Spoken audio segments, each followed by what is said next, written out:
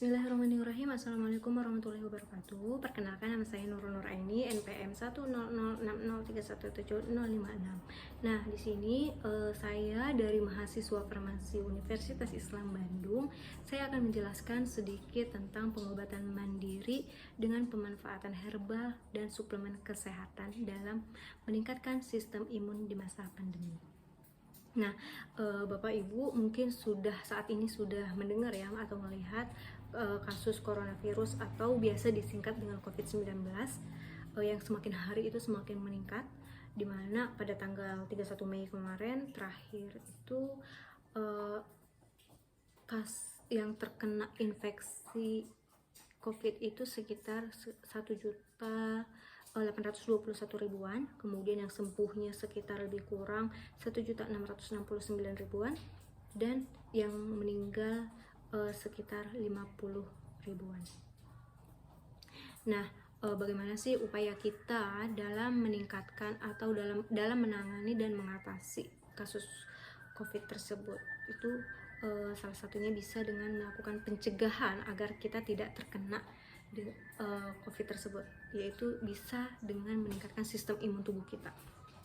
Dengan meningkatkan sistem imun tubuh kita, ya setidaknya kita bisa menjaga atau meminimalisirkan tidak terjadinya atau tidak terkenanya COVID tersebut gitu ya. Kemudian bagaimana kita cara meningkatkan sistem imun tubuh kita, gimana sih gitu. Nah, untuk cara meningkatkan sistem imun tubuh kita bisa menggunakan beberapa bahan herbal dan juga suplemen kesehatan lainnya. Nah, apa sih yang dimaksud dengan bahan herbal itu? Nah, herbal itu merupakan produk dari tanaman dengan manfaatnya itu untuk pengobatan dan juga kesehatan, di mana herbal ini biasanya dia mengandung satu atau lebih bahan mentah dari tanaman gitu. Nah, kemudian apa aja sih beberapa bahan herbal yang biasa kita konsumsi di kehidupan sehari-hari? Mungkin Bapak Ibu sudah gak asing ya mendengar beberapa tanaman ini gitu. Nah, yang pertama itu ada kunyit. Nah, kunyit ini dia berkhasiat sebagai imunomodulator, kemudian juga sebagai antiinflamasi, kemudian dia berkhasiat juga sebagai antivirus dan juga sebagai antioksidan. Nah, biasanya kunyit ini yang bagian yang digunakannya itu serbuk kering itu sekitar 1,5 sampai 3 gram per harinya. Kemudian ada juga rimpang keringnya itu sekitar 3 sampai 9 gram per harinya. Nah, kemudian ada temulawak. Nah, temulawak ini juga nggak asing ya kita dengar. Nah, bagian yang digunakan itu biasanya rimpang segar. Irisan rimpang segar itu sekitar 25 gram per hari. Kemudian apa sih khasiatnya? Khasiatnya juga sama seperti kunyit tadi, sebagai imunostimulan, kemudian antioksidan dan juga antiinflamasi. Nah, kemudian ada jahe. Nah, jahe ini sering banget digunakan ibu-ibu sebagai bumbu masakan. Nah, jahe ini khasiatnya juga sama ya, sebagai imunomodulator dan juga sebagai antiinflamasi. Nah, biasa bahan yang digunakannya itu serbuk kering sekitar 2 sampai 4 gram per harinya. Nah, kemudian bagaimana sih cara pengolahannya bahan-bahan tersebut? Nah, jadi ada pengolahan secara umum. Itu biasanya bahan simplicia yang kering atau segar itu nanti bisa direbus dengan 250 ml air. Nah, itu nanti sekitar 15 sampai 30 menit kita tunggu ya. Kemudian juga bahan yang berupa serbuk itu kita dapat diseduh dengan 150 ml air panas. Nah, kemudian yang kedua, untuk meningkatkan sistem imun tubuh kita juga bisa mengkonsumsi suplemen kesehatan. Apa sih suplemen kesehatan itu? Nah, suplemen kesehatan itu kayak produknya itu untuk melengkapi kebutuhan gizi kita, kemudian untuk memelihara, kemudian meningkatkan atau memperbaiki fungsi kesehatan kita gitu. Jadi dia mempunyai nilai gizi dan juga efek fisiologisnya. Nah, jadi suplemen kesehatan itu dia biasanya bahan berupa vitamin, mineral, asam amino, atau bahan lain dia yang mengandung bukan tumbuhan dan juga dapat dikombinasikan dengan tumbuhan. Jadi suplemen kesehatan itu bisa dikombinasikan dengan tumbuhan gitu.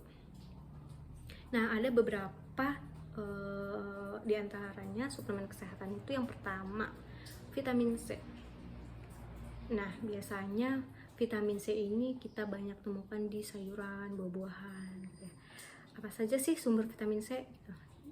Sumber vitamin C banyak kita temukan di contohnya kayak jeruk, kemudian pisang, kemudian tomat, ada juga sayuran seperti kol, kemudian juga ada kentang, ada kacang hijau.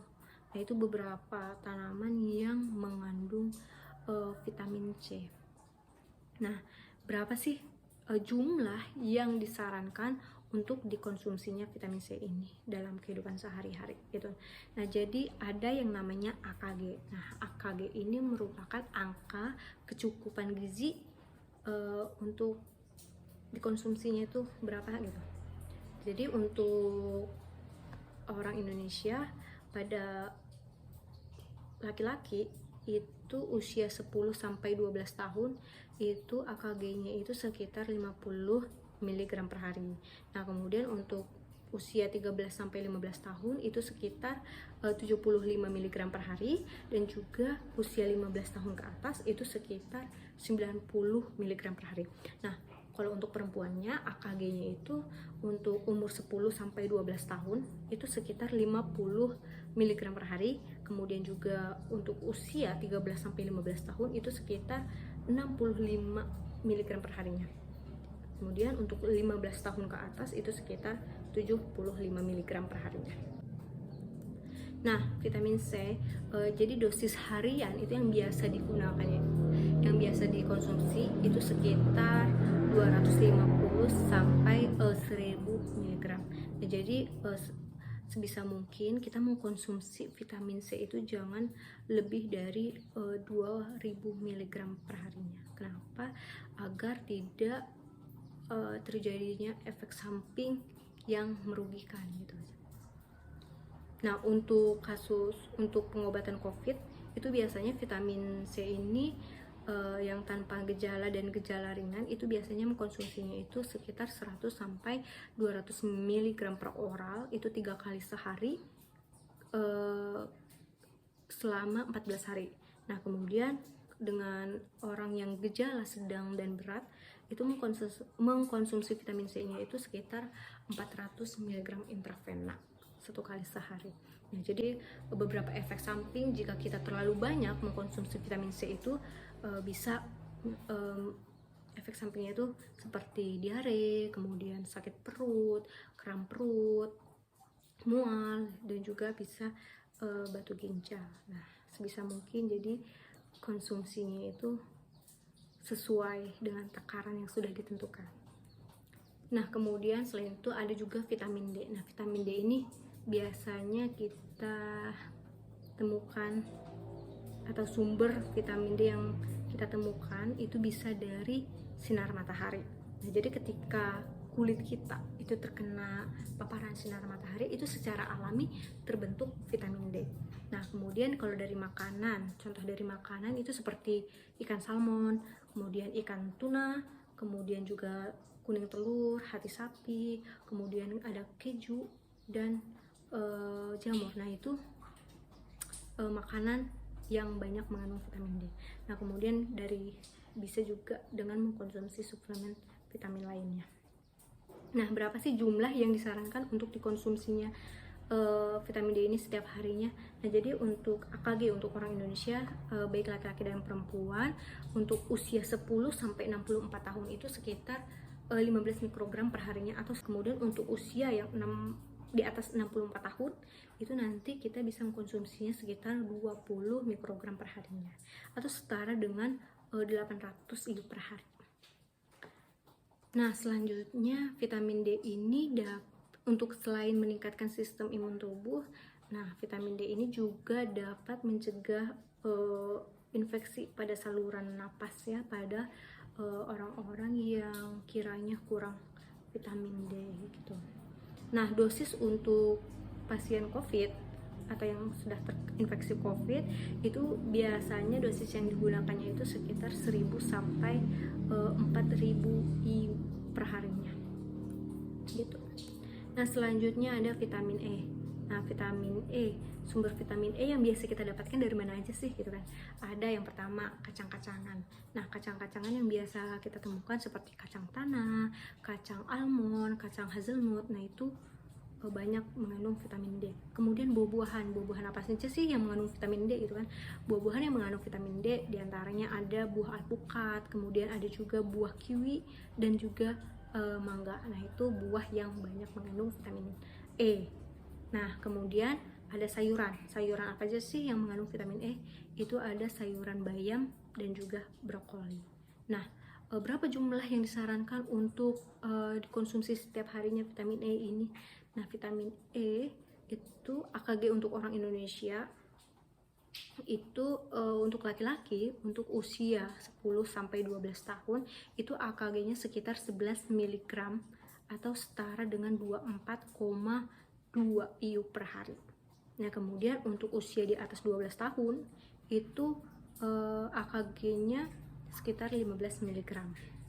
Nah, sedangkan untuk perempuan untuk usia 10 sampai 64 tahun AKG-nya yang dikonsumsi itu sekitar 15 mg per hari, dan untuk usia di atas 64 itu sekitar 20 mg per hari.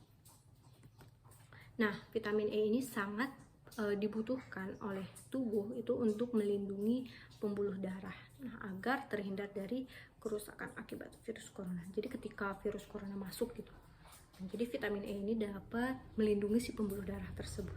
Nah, gitu. Jadi kebutuhan harian vitamin E ini biasanya sekitar 3 sampai 15 mg per harinya. Nah, dari hal tersebut gitu kan, ada beberapa tips untuk meningkatkan sistem imun tubuh kita. Yang pertama, kita harus melakukan istirahat yang cukup. Kemudian yang kedua, melakukan olahraga yang teratur. Kemudian yang ketiga, ada mengkonsumsi makanan yang sehat seperti kita mengkonsumsi sayuran, buah-buahan, vitamin C, dan yang lainnya, atau suplemen kesehatan lainnya. Nah, kemudian yang terakhir itu kita harus melakukan pola hidup yang sehat dan juga bersih. Nah, gitu. Jadi untuk memanfaatkan herbal dan suplemen kesehatan tersebut, jadi ada beberapa hal yang harus kita perhatikan ya Bapak Ibu. Jadi kita tidak boleh nih, Bapak Ibu ini tidak boleh mengkonsumsi atau menggunakan herbal-herbal tersebut secara seenaknya gitu. Jadi harus ada aturannya juga gitu. Jadi nggak boleh seenaknya atau sembarangan gitu untuk mengkonsumsinya. Jadi ada beberapa hal yang harus diperhatikan. Yang pertama itu indikasinya harus tepat. Kemudian yang kedua, tepat waktu penggunaannya. Tepat waktu penggunaan ini apakah dikonsumsinya sebelum makan atau sesudah makan gitu, atau jamnya yang dilihat gitu. Kemudian yang ketiga itu tepat cara penggunaannya. Tepat cara penggunaannya, apakah ini nanti bahannya direbus atau diseduh atau gimana gitu, itu kita juga harus tepat cara penggunaannya, jadi tidak boleh sembarangan. Nah, kemudian yang keempat itu kita harus tepat dosisnya, jadi kita tidak boleh sembarang mengkonsumsi tuh. Jadi ada aturan yang harus kita tetap terapkan ya. Kemudian yang kelima itu tepat pemilihan bahan, jadi nggak boleh memilih bahan sembarangan. Kemudian yang terakhir adalah tepatlah informasi. Nah, jadi kalau seandainya Bapak Ibu itu dapat informasi dari baik media sosial atau dari orang lain gitu. Nah, jadi Bapak Ibu itu harus cari tahu dulu nih informasi yang disampaikannya itu benar atau enggak gitu. Gitu ya. Bisa melihatnya dari buku-buku atau juga bisa dari jurnal lainnya gitu. Nah, itu beberapa hal yang harus diperhatikan dalam memanfaatkan herbal dan juga suplemen kesehatan agar nantinya tidak terjadi hal-hal yang tidak diinginkan. Nah, mungkin sekian dari saya. mungkin cuman itu ya beberapa yang saya dapat sampaikan. Nanti lain waktu kita dapat menjelaskan secara detail lagi tentang bahan-bahan herbal ini. Nah, baik Bapak Ibu, mungkin sekian dari saya. Lebih dan kurangnya saya mohon maaf. Wabillahi taufiq walhidayah. Wassalamualaikum warahmatullahi wabarakatuh. Terima kasih atas waktunya.